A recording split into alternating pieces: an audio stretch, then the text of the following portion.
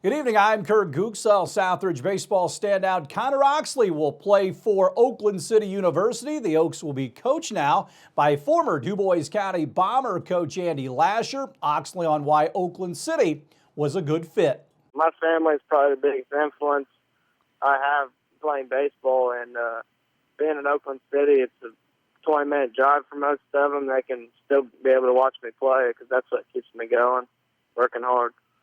And I'm sure Coach Lasher, just being named head coach, is a big part of that. You're familiar with him, right? Yeah. He coached for the Bombers, and Peyton Mattingly played for him for quite a bit. So he knows his ways around here, and I feel like he'll put me in the right direction playing for him. You're a very versatile baseball player. You've played first, second, you've caught. What kind of role did they talk to you about at Oakland City as far as a position and where you might help them? Well, yeah, my position there, I'll play wherever he wants me to, but I feel like I can be very versatile when it comes to that, so I could probably play outfield, corner infield, catcher, just wherever I could help the team. No doubt about that. As you go to college and move on from high school baseball, what are going to be some of the things you're going to try to improve on as you move forward here, Connor? Well, I need to keep the same mentality because I grew up with all the people I played with at Southridge, but these people coming from different backgrounds, I got to treat them the same and be able to be a good teammate and push them just like I did with my teammates in high school. Visiting with Connor Oxley, the Southridge baseball player who committed to Oakland City. And you mentioned heading off to Oakland City and different players that you'll hook up with.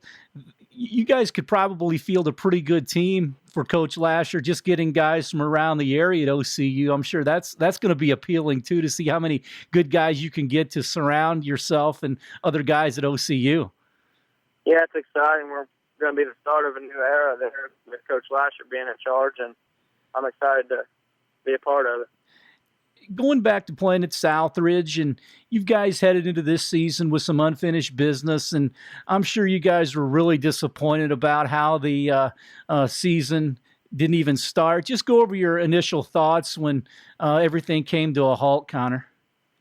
Well, everything came to a halt, that's right, but I mean, it came to a halt for a reason. People's health and being with their families right now is probably what's best for the U.S., overlooking the whole U.S. But, yeah, it's tough getting your senior year taken away. And but we got to move on. There's bigger things to life than high school baseball, you know.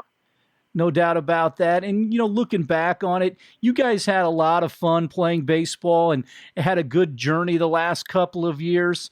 How was that, playing baseball at Southridge and having all those big moments that you guys had? Oh, it means the world to all of us. We were all a real close-knit group of guys, and I hope they keep that going here in the next couple of years at Southridge. And keep our baseball program up.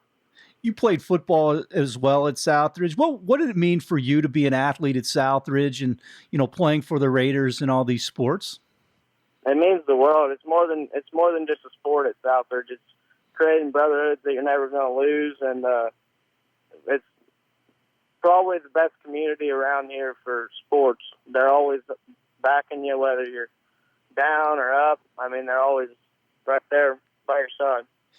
Since you don't have baseball now and, you know, football's over for you, what kind of conditioning and what kind of, you know, baseball stuff are you able to do right now as we all try to get through this? Well, I'm keeping my arm in shape, throwing about 3 times a week, and I'm conditioning. I still have Coach B's strength program going on for my class, and we try to get some stuff like that done. And I've been staying outdoors and keeping active to, you know, keep my mind straight on the same path that it was before. University of Evansville forward DeAndre Williams has entered the NCAA transfer portal. The 6'9" sophomore missed 14 games last season with a back injury. The Aces lost all 14 games. Williams did play in 18, averaged 15 points and 7 rebounds. He is the 4th Aces player to transfer since the season's end. Head coach Matt Painter has announced that the Purdue Boilermakers will host Incarnate Word on December 21st at Mackey Arena, Purdue's final game before the holiday break. Incarnate Word's head coach is former Purdue point guard Carson Cunningham, while he's assisted by Ryan Smith, who played at Purdue from 2009 through 2012. The contest is the fourth announced game of the season, joining West Virginia December 13th in Brooklyn, Evansville November 10th, and West Lafayette and Indiana State also at Mackey on November 13th. The Boilermakers will also play 2 games against Mississippi State, Clemson, and Illinois State in Cancun. They also have a date against Notre Dame at the Crossroads Classic. Purdue will also have games against an ACC team in the Big Ten ACC Challenge, as well as a Big East team as part of the Gavitt Games. There were no major snafus as the NFL held a practice draft Monday to test technology and communications for the real thing beginning on Thursday night. Several people involved in the test said there were some technical glitches, including when the Bengals were making the first selection and at various other spots. Commissioner Roger Goodell earlier this month warned team executives not to be critical of the process nor of the league's decision to go ahead with the draft as scheduled on Thursday. Broncos GM John Elway and 49ers general manager John Lynch said they were satisfied with the proceedings. Packers GM Brian Gutekunst remains confident the unusual nature of this year's draft event will still allow for plenty of trade talk. Stay tuned. We'll have more WJTS 18 news right after this.